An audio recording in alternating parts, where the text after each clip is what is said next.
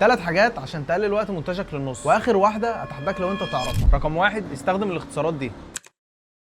رقم 2 لو الفيديو تقيل على جهازك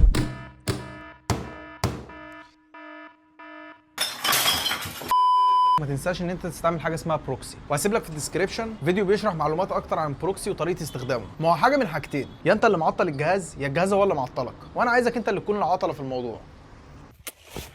صباح الفل. اخر حاجه واللي اتحديتك انك ما تكونش عارفها، دايما طول ما انت شغال في اي مشروع خلي فيه مشروع تاني انت واخده معاك في كل حته وفاتحه معاك جنب الشغل بتاعك. في كل مشروع انت بتبقى شغال عليه في حته انت بتحط عليها تسليط الضوء كله او كل مجهودك بيتحط فيها. لو انت مثلا كنت عملت ترانزيشن بنفسك فروم سكراتش، او مثلا استعملت افكتايه مثلا لتكست مع عارف ايه مع فليب مع كلام زي كده، حاجه انت حطيت فيها مجهود وحطيت فيها وقت عشان تطلع بشكل كويس وتطلع مظبوط، عايزك الحته دي تاخدها كوبي وترميها في المشروع اللي انت فاتحه طول ما انت شغال. وفي نفس الوقت مع الشغل الكتير المشروع السنوي اللي انت بتبقى فاتحه دوت هيبتدي مع الوقت يبقى فيه كل سابقه اعمالك القويه واللي هتقدر تاخدهم كوبي بيست في اي مشروع جديد انت شغال عليه. كده انت توفرت وقت جامد قوي في اي حاجه انت خدت فيها وقت كتير قوي انت بتبنيها في اي مشروع وحطيتها في المشروع ده. فولو لو اخر واحده كانت جديده بالنسبه لك.